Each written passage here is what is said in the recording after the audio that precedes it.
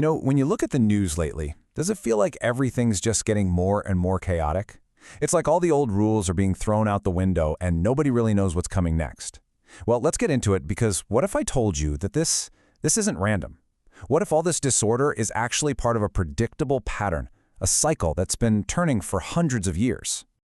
And look, this isn't just a hunch. It's now official. At the Munich Security Conference, you had leaders from the world's major powers all basically saying the same thing. The world order that was built after 1945, it's gone. The consensus is crystal clear. The era of relative stability that many of us grew up in, it's over. We are in a brand new and way more uncertain era. So, that brings us to the big question for today. Is all this rising tension, the conflicts, the breakdown of global norms, is it just one bad thing after another?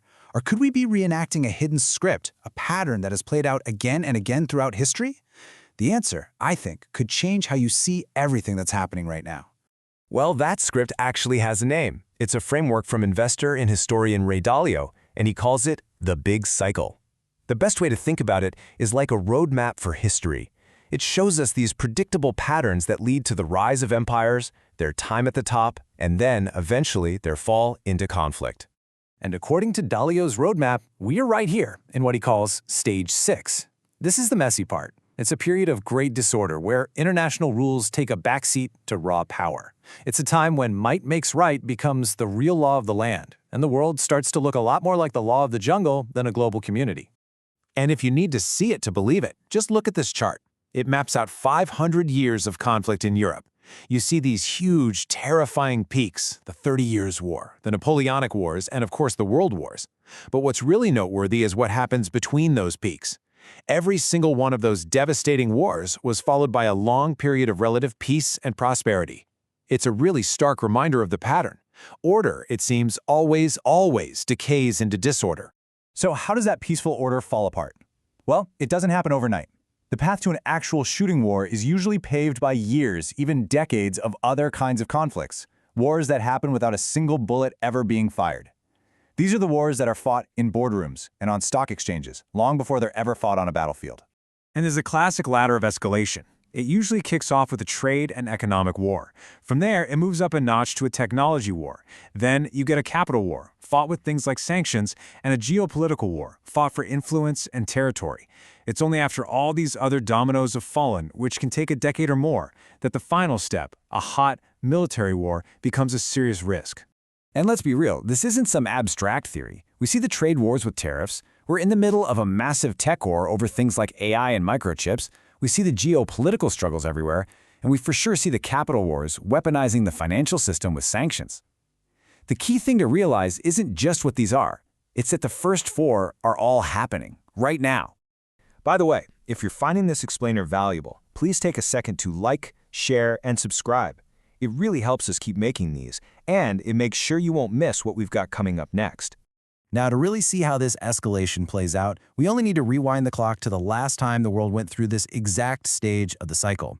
And the parallels between our time today and the 1930s, the decade right before World War II, they are absolutely startling.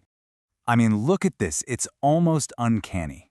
Back in the 1930s, what did you have? Populist leaders, a rise in trade protectionism, and a new, rising power challenging the established one.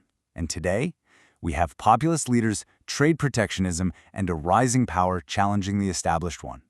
It's a powerful reminder that while the faces and the tech might change, the historical script often stays pretty much the same. But to really get the danger here, we have to look past the obvious headlines, because so often the real truth is hidden behind the numbers. And what the economic data from the 1930s shows us is something deeply counterintuitive, and it holds a massive warning for us today. And this is where that hidden truth lies. We think of the 1930s and we think Great Depression, right? But in Germany, Hitler's economic policies, on the surface, looked like a wild success. Unemployment went from 25% down to practically zero. And as you can see from this chart, the stock market went through the roof. It looked like an economic miracle. But it was all a mirage, a phantom prosperity built entirely on militarization and debt. A bubble that could only ever end one way. The shooting war, you see, was just a final act in a drama that had been playing out for more than 10 years. It started with economic conflict, like when the US passed protectionist tariffs. That put the squeeze on resource-poor countries like Japan, which then invaded Manchuria to grab the resources they needed. The final nail in the coffin was the US oil embargo in 1941. It cut off 80% of Japan's oil, just like that. And it left them with a simple and truly terrible choice: surrender or attack. And all of this leads to maybe the single most important lesson from that whole era. An economic war isn't something separate from a military war. It's the prequel. It's the opening act. When countries start using their economies as weapons against each other, the path to a shooting war is already being paved.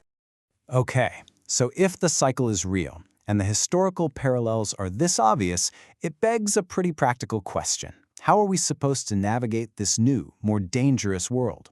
What are the actual rules for survival in an age of disorder? Well, the first principle is a total mindset shift. In any kind of long conflict, whether it's economic or military, it's not just about who can inflict the most pain. The ultimate weapon is actually resilience. It's about who can withstand the most pain. The side with the more stable supply chains, the more united society, they often have a bigger advantage than the side with the bigger army. And that insight leads to 3 pretty essential rules for our time. Rule number 1, have power. Because when the normal rules are gone, power is what decides things. Rule number 2, respect power. Don't go picking fights you know you can't win. And rule number 3, probably the most important of all, use your power wisely. Now that last one, using power wisely, is the really clever part. It's not about being a bully. Actually, it's often the exact opposite. It means understanding that things like generosity and trust are actually powerful tools for building alliances. It means you should be looking for win-win outcomes, not zero-sum fights. And crucially, it means you have to know your adversary's absolute red line so you don't accidentally stumble into a stupid lose-lose war. And this all brings us to one last pretty sobering thought. No empire, no great power lasts forever. The really successful ones might last for a few hundred years, but decline is just an inevitable part of the cycle. But the choices that are made during these messy periods of disorder, the wisdom or the foolishness with which a country uses its power, that can dramatically speed up its fall or extend its success.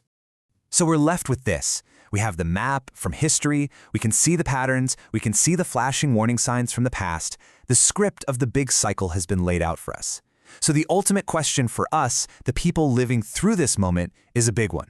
Are we just doomed to repeat that script, or can we, by understanding how it works, somehow manage to rewrite the ending?